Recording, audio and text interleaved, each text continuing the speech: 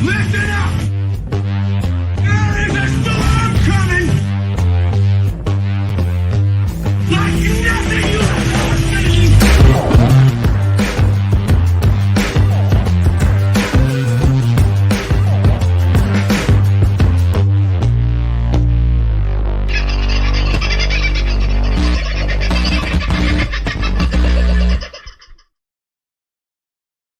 Howdy, folks. How you doing? I think life, the universe, and everything is working. I'm pretty confident there is sound coming out of the sound thing, and there is vision coming out of the vision thing. Just checking the audio thing. Yes, the audio thing seems to be working. How are you?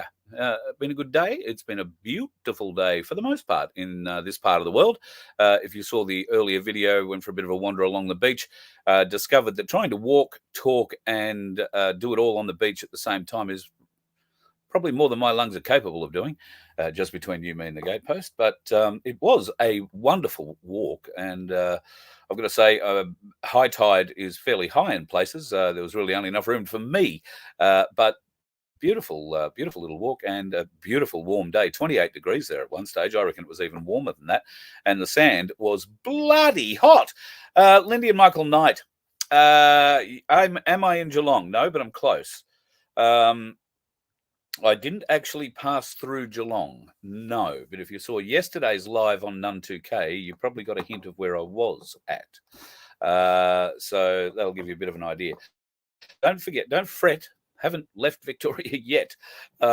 Proving to be more difficult than originally thought, to be honest. So some of the roads in Victoria, I have to tell you, are, well, I don't have to tell you. You drive on them. My God.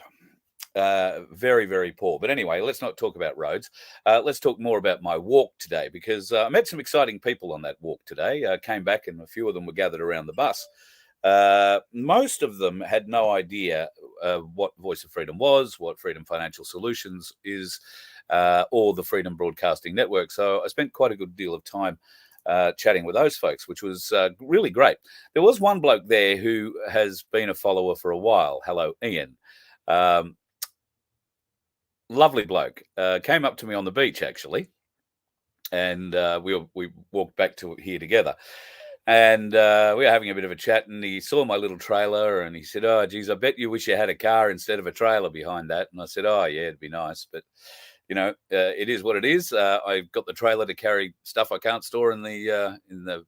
Well, I haven't figured out where to store inside here yet. That's probably the easiest way of describing it." And he said, "Mate, I've got a car you can have."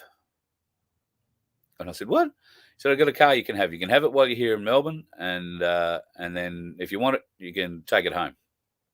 Couldn't believe it. So off he toddled after 10 minutes or so, and half an hour, oh no, probably an hour later, he returned with my new car. It's a Lamborghini. Now, thank you, Ian. He didn't say I could drive it around Melbourne. He said I could take it around Melbourne, and I could take it home with me. If I could get it home, I could take it with me. There you go. That's the quote. So there's the Lamborghini. Do you want to know the real sting in the tail of this Lamborghini? This is a little remote-controlled Lamborghini, but there's no remote control. Might explain why I got a free car. Don't you think? Pretty nice, though. It's my first Lambo, folks. Some of you have really great senses of humor. Can I just thank you for that? I love the stuff that you do. Really, really appreciate it. So who's in the house? Who was in first tonight? Aussie Sue, you were in early. Sunflare, God bless you both. Lindy and Michael. Veronique, nice to have you in a bit earlier. Maybe you've gone out and come back in again. Harry, DM, and 10 Cent SW's Springtree. Thank you for your sticker, Springtree. I really appreciate it. Every little drop counts at the moment, because we are scraping the bottom of the barrel in certain areas. Getting some mechanical work done for the LPG and whatnot to get that hopefully put back together in the next few days, just waiting on confirmation for the guy to do it. And I've got to be in a location where he can get to. At the moment, I don't think I'm in that sort of a location. But we will see. It might extend my trip a few more days. We'll see how it works out. Yes, Bruce, the Optus debacle. Were many of you guys affected? If you were, you probably still are, and that means you're not getting anything on your internet connection, so you're probably not likely to be able to answer. I do hear that it was fixed up after 8 hours or so. I haven't read what they've caused, what they've said caused the fault, but it was a major network-wide fault, and that in itself, I think, is a little bit interesting because ANZ Bank was out over the weekend, all weekend.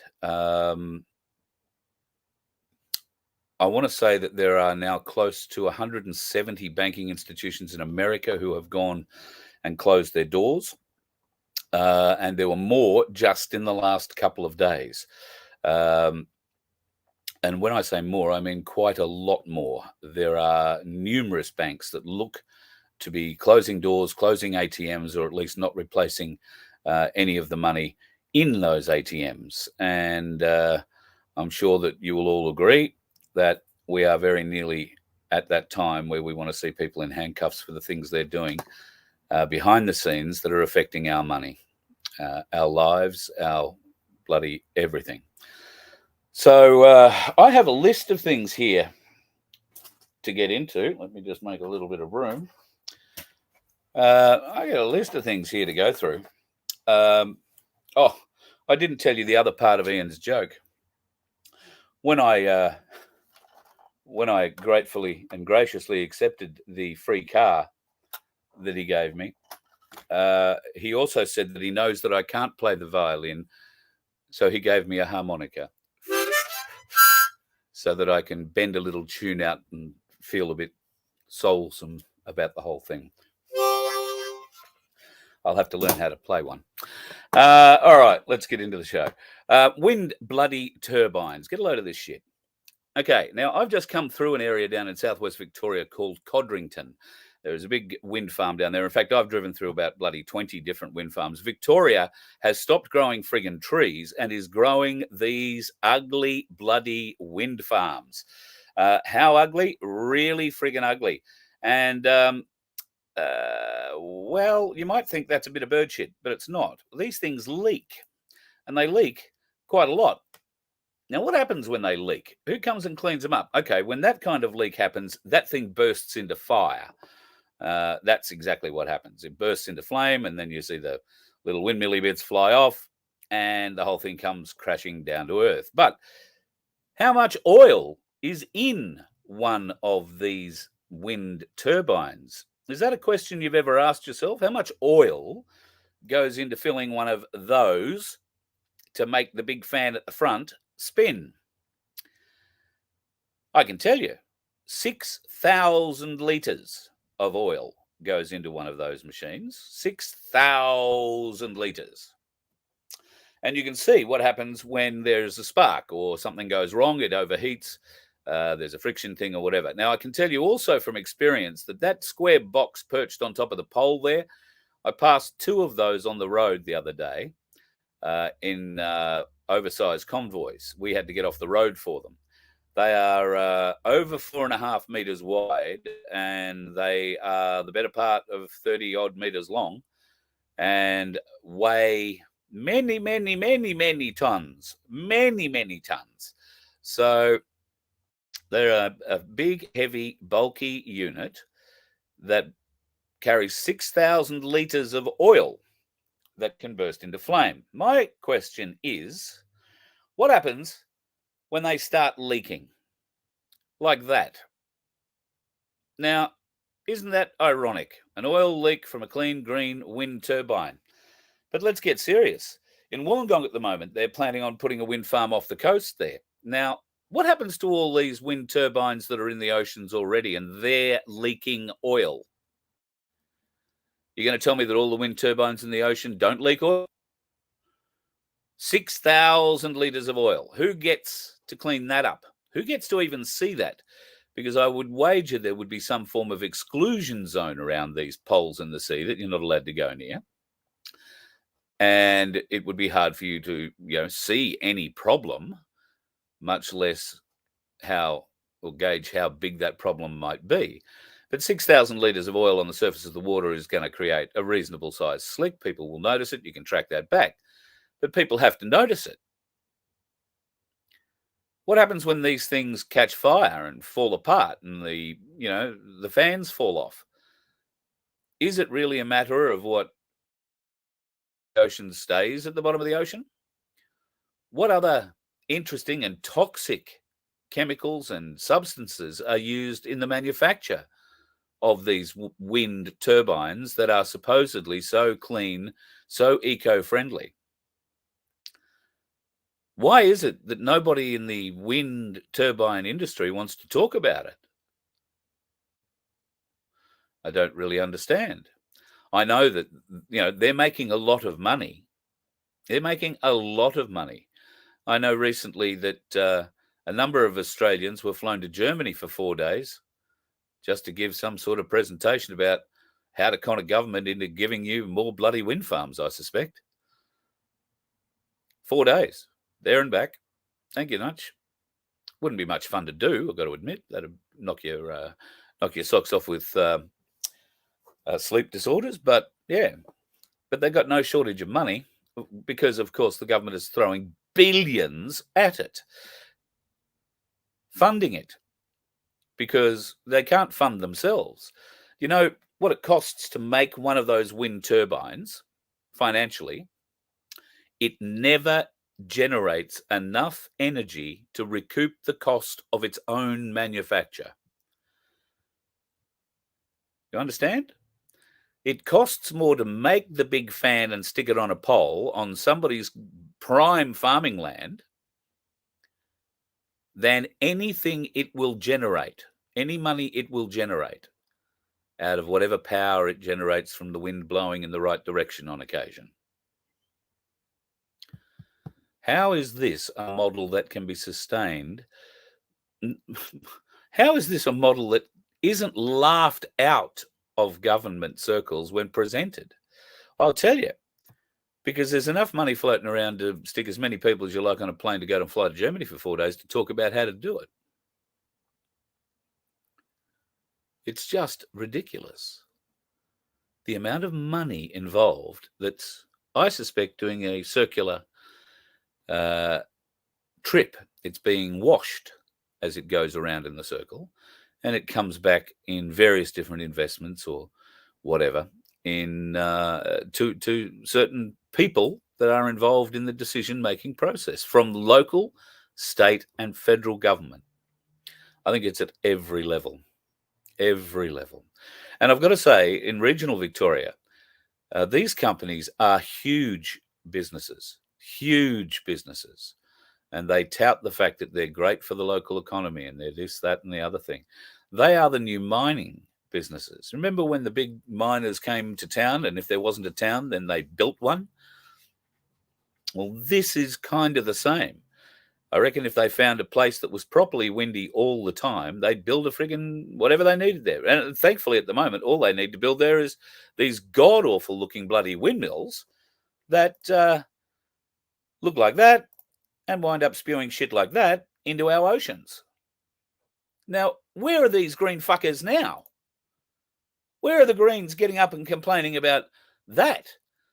Where is the plastic nappy that has to go around the bottom of the thing to make sure that anything that leaks from it is caught in it? No, none of that. But if you or I wanted to do something like that, there'd be all sorts of regulations, all sorts of bullshit, and they would do whatever they could to stop us. I know Guru and the team are all over what's going on in Wollongong. I'm going to get Sean Ambrose on for a chat about it too. I owe Maria Z an apology. I missed an appointment with her today. We were meant to do an interview. I had to move from where I was rather unexpectedly and set up shop somewhere else. So I'll have to reach out and be in touch with her again. We will get together and chat, but she's a very busy lady at the moment. At the moment, she's just a very busy lady. Some interesting self-promotion going out for a bunch of lawyers at the moment. Kelso lawyers, they're on the hunt for sex offenders in every state. Now, this is a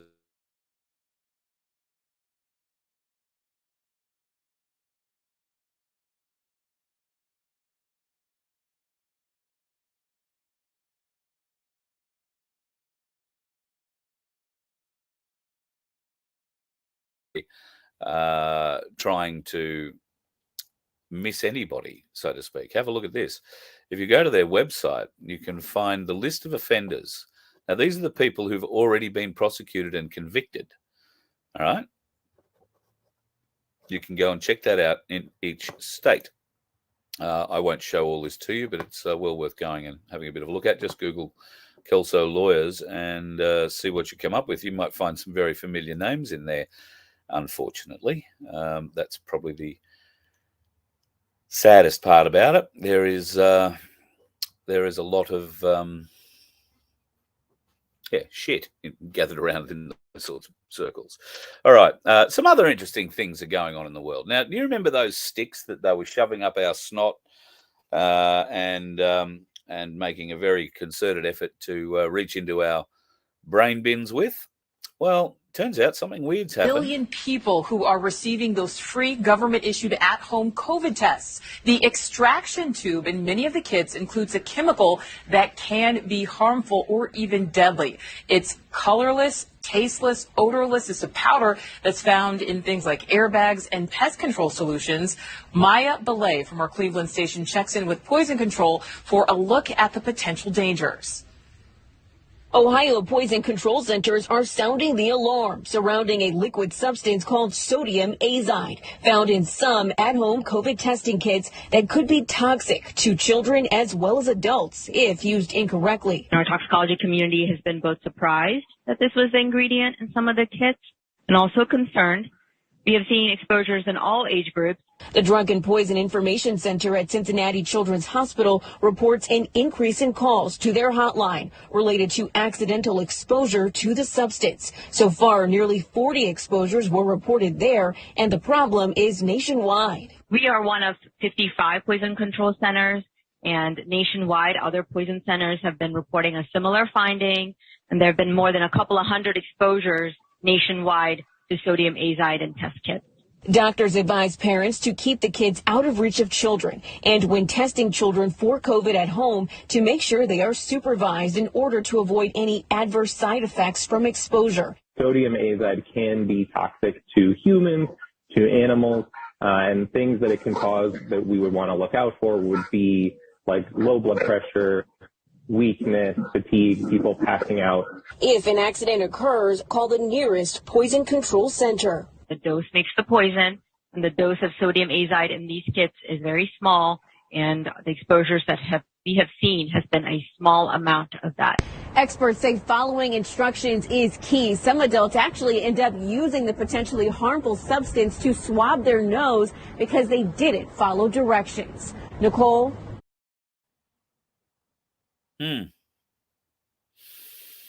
So those sticks are still available. I think you can go and buy them from your local supermarket if you're stupid enough to be involved in that kind of crap. We always were saying right from the beginning that you can't trust what they've got on or in those sticks, and now it seems to be borne out to be true. That's not a na kind of thing. That's a sad reality. And to my media friends, wake the fuck up, idiots. Come and fight me on it. I don't mean fight me. Come and conversate with me. I know you won't do that. Might not get your bonus, eh? The Optus debacle today was a ripper. We'll get onto that very shortly. I see that Bruce is or onto that. Randy, Randy, you're a smart ass. It doesn't run on anything. But thank you for your input and the laugh. I did.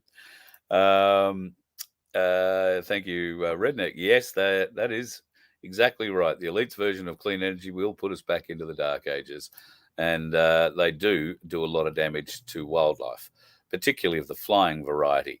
Birds attack things in their territory. They're not used to them, and if it just happens to be a big windmill, so it doesn't know the difference, and always winds up second best. So quite sad indeed. I don't know what deal is going on here in Victoria, but they are absolutely friggin' everywhere. I was surprised to see them in far north Queensland when we travelled up there a while back, but they are not nearly as prolific in Queensland, to my knowledge, as what I've seen here, particularly along the southwest coast of Victoria. I don't know what that's reminding me for or of. So that's not good. I'm probably going to miss something out here. Cliff, there's a delayed echo. I don't know what I can talk to you about that. I don't know about delayed echoes. I don't know if anybody else is seeing it. Might be your Bluetooth. Oh, it's a cable. There you go. Not me.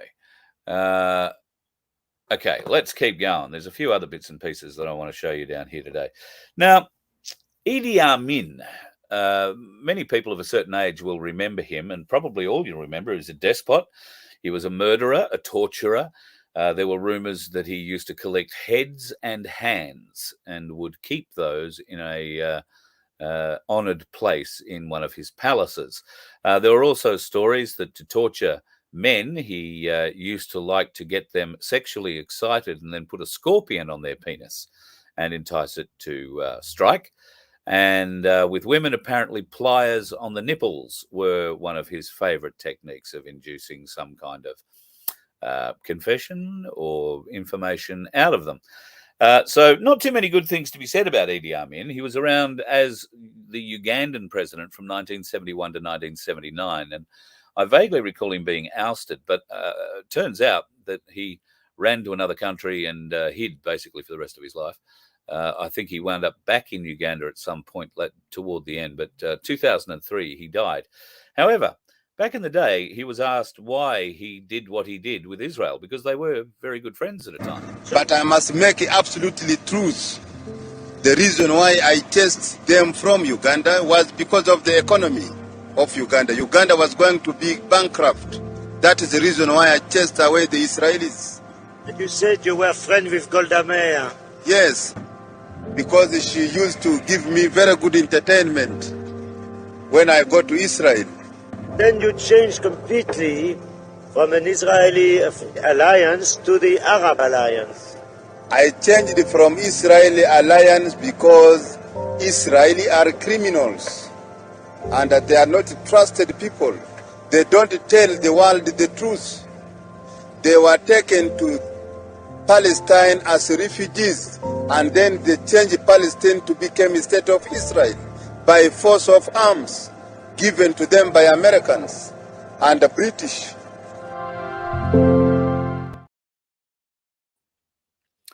So he had a pretty good handle on things back in the day and could see what was going on back then. Could that be a reason why all that stuff I told you about him in the lead up to that piece may or may not be true? It puts all that in doubt now, because I only remember it because of mainstream media. I only know the dates because I looked them up on mainstream media. And I got to admit, I do remember some of the torture stuff from the time it happened. But you'd really got to wonder. Now, why did I play that piece? Well, there is a lot happening in Israel at the moment that we are not being told about. Bibi Netanyahu is being hounded daily to resign, and the people want him charged. Now, only a section of the people, it's a very large section, and I would say it's the Orthodox section, because he is not part of the Orthodox sect, if you like, of Judaism. He, of course, is a Zionist, and the Zionists come from the direct line of the Khazars, from Khazaria, better known today, of course, as that wonderful little shithole that Russia is trying to clean up for us called Ukraine. All interwoven. Interesting to see how this all works. Now, the world is also starting to hear from other countries, including Turkey, who are saying very similar things to what Idi Amin was saying, that they have been controlling financially and placing pressure economically on anybody who they want to do business with and do or won't do business with them. They make all sorts of claims. It'll be interesting to see if any of those are borne out in the coming days and weeks ahead. But I do think that Israel may not suffer too much longer from the war across its border. It might be a war for its border. And it might not just be a war with Palestinians, because Hezbollah has stood up and said they will attack America if America involves itself in this. And reports are that they have already attacked Israel. Hezbollah, funded by Iran, of course, and Iran have also been vocal in condemning Israel for the ongoing genocide, is the only thing you can really call it, that's going on in Palestine. Now, why would they be doing this? Why is this why are they having a Palestinian genocide? Well, it's a war for a country, and at the end of it, there will be only one country. It will either be Palestine or it will all be Israel. Now, was Israel granted this land fairly? Was the Palestinian people, or were the Palestinian people looked after at the time this land was taken from them? And it was taken from them by a group of bureaucrats who decided, as the world governments came together after World War II, that we could never let another world war or anything bad happen in the world again. We needed a world global forum called the UN. And one of the first edicts was to give the Jews a land of their own, Israel. Tonight's probably not the night to get into the story of Israel, but Israel isn't the name of a country, it is the name of a person in the book. And it's worth looking into that story, just between you, me, and the Gatepost. There are a lot of weird as shit things coming out at the moment by way of intel. Now, you're not seeing any of it on mainstream media, and some of it could well be CGI. All of it seems to be coming off the favored Chinese platforms of TikTok. And look, take for it what you will. I've got a couple of things here to show you, if only just for interest. The flat Earth ice wall, they call it Antarctica.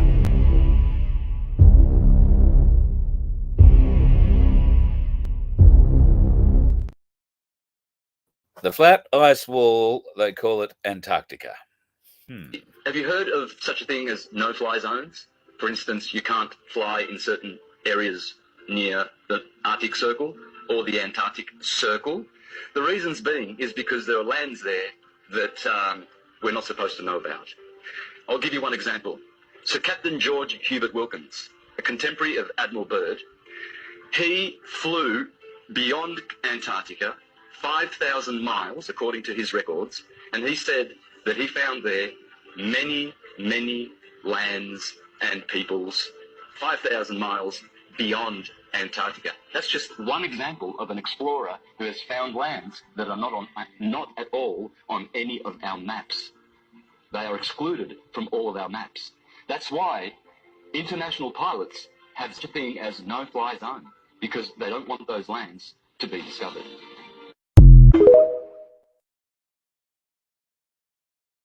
At the moment, about pilots and tracking and diverting, safe diverting airports and all that sort of thing.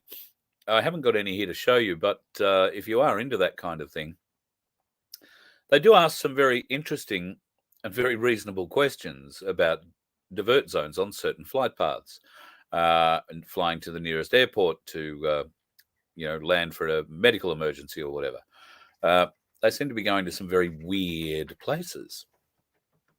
Well, you would think out of the way, unless, of course, the Earth is flat, and that makes them right there, right on the flight path. But that's a whole other story.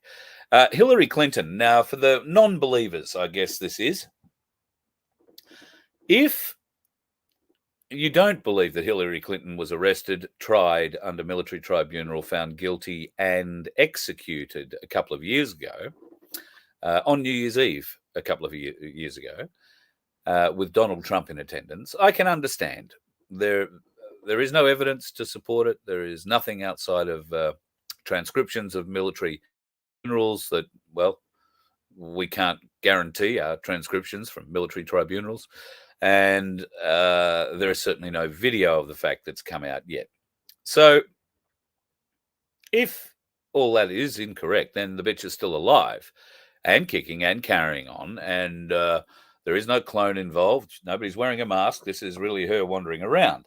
Well, if that is the case, why is it she's still wandering around? You're probably aware that Balenciaga was sexually exploiting children in their ads. Some of the top people working at Balenciaga were also openly promoting cannibalism, satanic ritualistic abuse, blood rituals, child abuse, some of the worst stuff you've ever seen.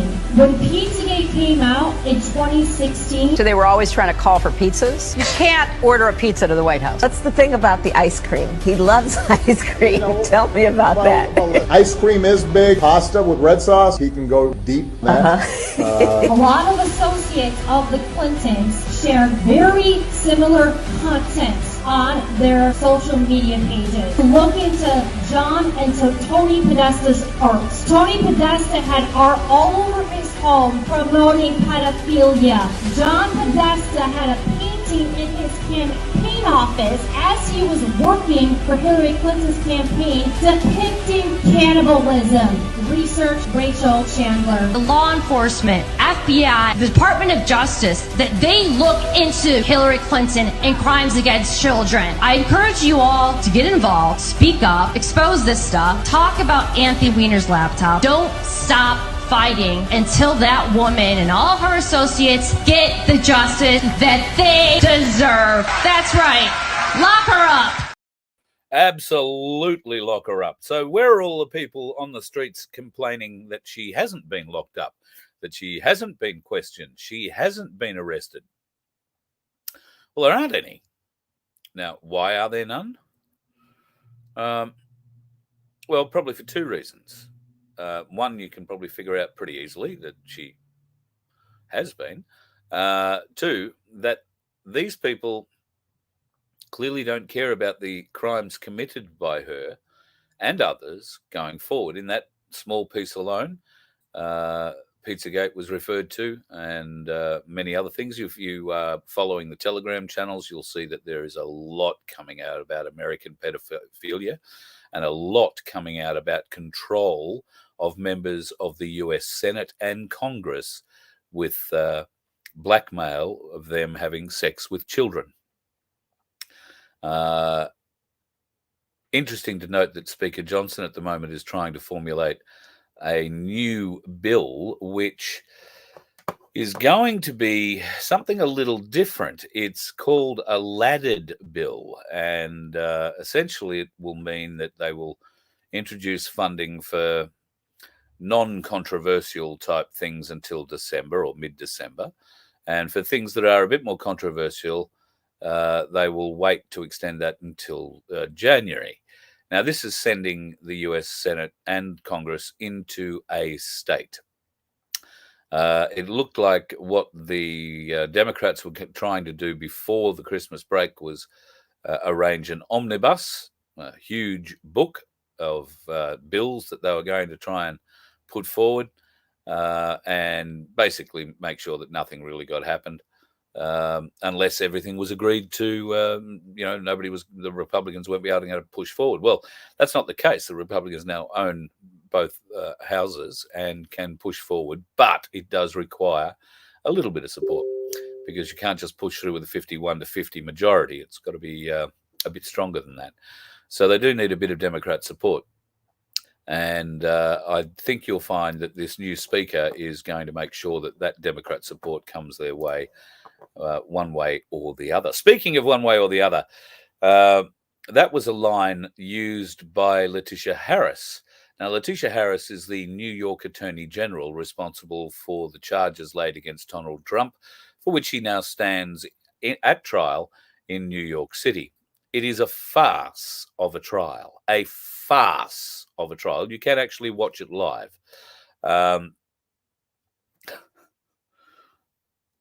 It is the charges leveled against Donald Trump essentially, I'll try and précis it so it's not going to be 100% correct. They're involving real estate. They're involving the valuations that he placed upon certain properties for tax purposes. Pardon me. They had their own New York City tax assessors go in and reassess those properties, found that they were grossly undervalued, and that Trump wasn't paying tax. That's what these charges essentially come from. Trump has had 4 independent assessors go through all the properties, and they've been assessed at what was originally assessed, or slightly less, given the way the market is going.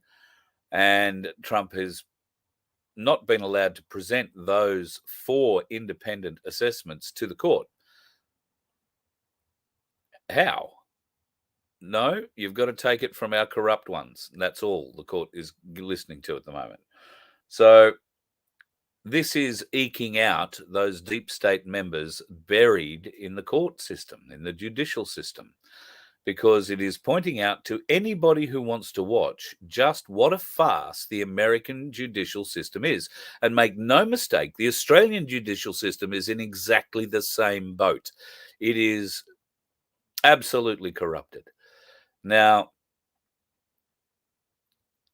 if you want to learn a bit more about the Australian system, and you can find me on Facebook, just my name with the white rabbit, you'll see a post that I have shared from Yuha today. He has written a very good piece that should explain to you the differences between who you are and who you think you are. Now, give that a read. It's important that you start learning about this, because there are 2 governments. There are 2 queens, 2 kings. There definitely is a ship. So if none of this makes sense to you, stay tuned. There's more to come on that. But you can go and read what Yuha wrote. It's quite lengthy. I am going to read it at some stage, record it, and that way you'll be able to hear it played. But I just haven't had time today to get down and do that. Maybe I will this evening. We'll see how that goes. Let me have a bit of a look here through the questions. I see Vince is in the house. Hello, buddy. Hope you are well. Still haven't stuck my screwdriver in the appropriate place. You'll know what that means. I'm just seeing if there's any questions anywhere. Yes. Biden has just spent $5 million on misinformation, and that bill is still progressing forward. Make sure that you email your local member in both houses, the Senate and the House of Representatives, and express your extreme displeasure in what the government is planning and what the Liberal Party is planning on supporting, and the Greens are planning on supporting, as they try and remove people who would try and tell you the truth, or at least reasonable, actionable, researchable fact from mainstream media, so that you can get your programming from only one source, the approved source. Have you watched 1984 yet? Better still, have you read the book? Yeah. You should go and do that, and should get your kids to read it or see the movie. It is interesting too. I've come across a few kids in the last few days, and kids is the wrong word, young adults, from 14 years and up. All of them very open, very active in the awareness side of things, and very active in trying to spread the word amongst their friends. Now, they're very conscious of peer pressure and very conscious of bullying. They were the 2 big things that I got out of the conversations that I had. Bullying, because if you try and argue with an idiot, and that idiot can't follow your argument, let alone understand it, then you're just likely to wind up getting pushed face first into a toilet bowl or something. Unfortunately, that happens. We have to pick our battles, so to speak. If you've got an idiot who's better at head planting people in toilets than he is actually comprehending words coming out of somebody else's mouth, probably best to nod your head and say, all right, mate, you believe what you want to believe, and have a good day. They're the kind of people who are going to self-select their way out of existence. And while that's sad, I can't imagine many people who've had their face shoved down the toilet bowl by the school bully is going to be too upset about it. We are sad. It's sad, but it's a decision, once again, that somebody makes. Yeah. Yes, Sunflare. That's the one with John Hurt. If that's the one with John Hurt and Richard Burton in it, so Richard Burton, then yes, that is the 1984 movie I'm thinking of. It was made a few years back now, back in, the 80s, I'm pretty sure. Yes, because Richard didn't die until the early 80s, I want to say. Yes, I think the early 80s. All right, I think that's about it for questions or whatever in here tonight. I haven't seen much.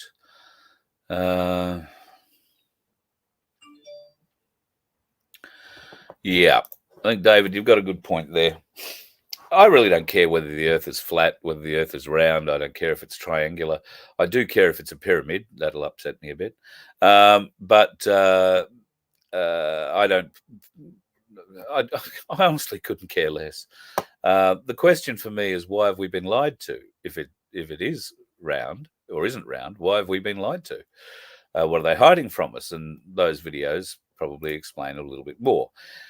Realms is a word that you may have heard of. You probably think mystical things and witches and wizards and all that kind of crap. Well, it goes a bit more than that. The spiritual realm, the physical realm. Vibration is a amazing thing. Now, I played a video some months ago and I got asked to replay it. So I've dug it out and will do so shortly. Everything, the world is made up of vibrating molecules. And once we truly learn to appreciate that frequency vibration, and we learn that we can project frequency and vibration, we can control it, then the world is going to be a truly different place. Like, being able to bend solid metal with your bare hand. Watch the glass.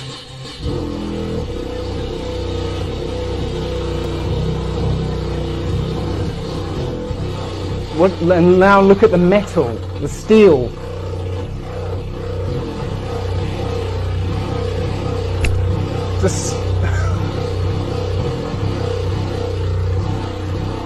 That's incredible, isn't it? No damage to the door either. None.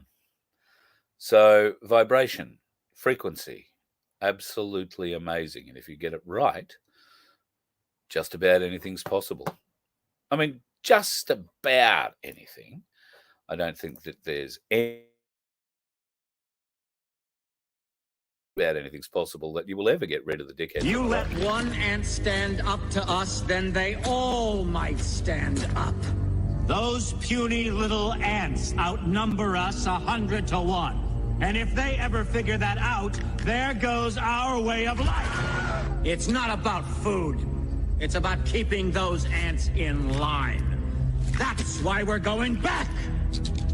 Does anybody else want to stay? Let's rock!